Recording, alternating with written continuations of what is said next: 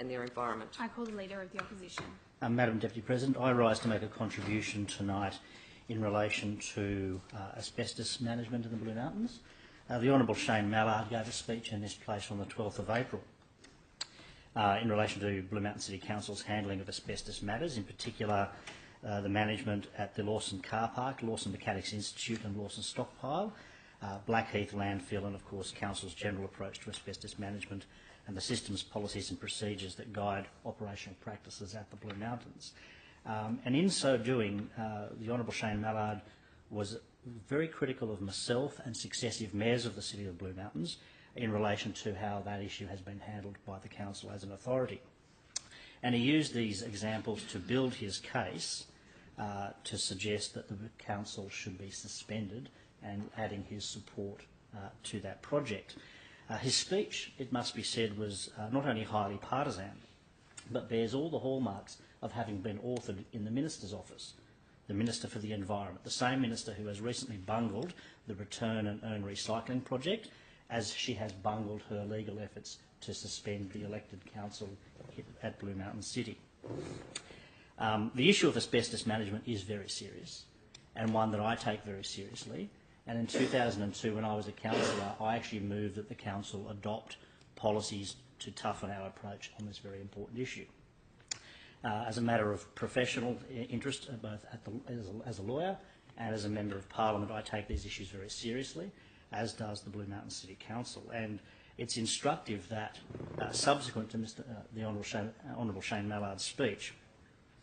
and I did say he was highly partisan, but Liberal councillors on Blue Mountain City Council have actually spoken publicly about this and have rejected what the Honourable Shayne Mallard said, and has actually indicated that although Mr Mallard talked about one independent inquiry into the handling by Blue Mountain City Council of this matter,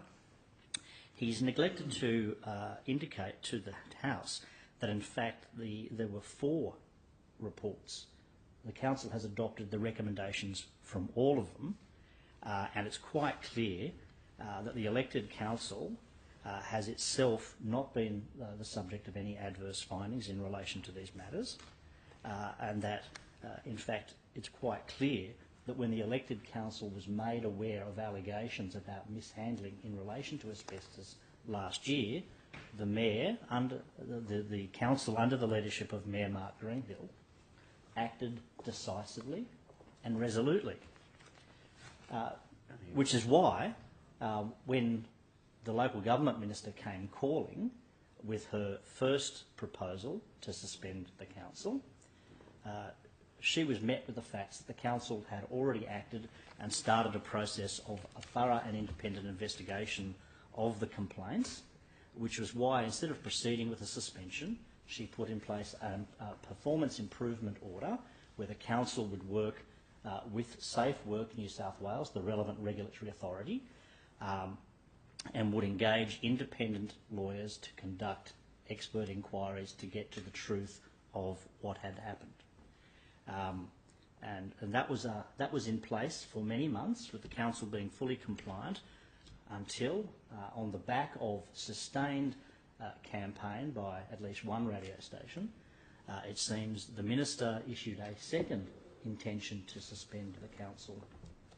on the basis that one of the people working on the independent reports may have had a prior relationship with a council officer or someone engaged by the council. Now, so poorly framed was this approach by the minister that she was injuncted in the Supreme Court from proceeding on that basis. And rather than have that matter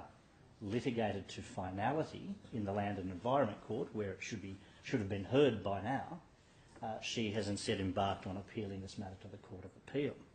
It's almost like the minister has no faith in her actual legal strategy and is only engaging in litigation as a political solution to being criticised in the media for her lack of action. But she can take some comfort from the fact that all of these independent expert reports have now been provided to the council, and the council has unanimously adopted them, and they totally clear the council from any, the elected council from any liability in this respect. But what's quite clear is the Local Government Act does not permit the elected council to be involved in operational matters, and that is the cause of this problem. I'll return to this matter at a subsequent time.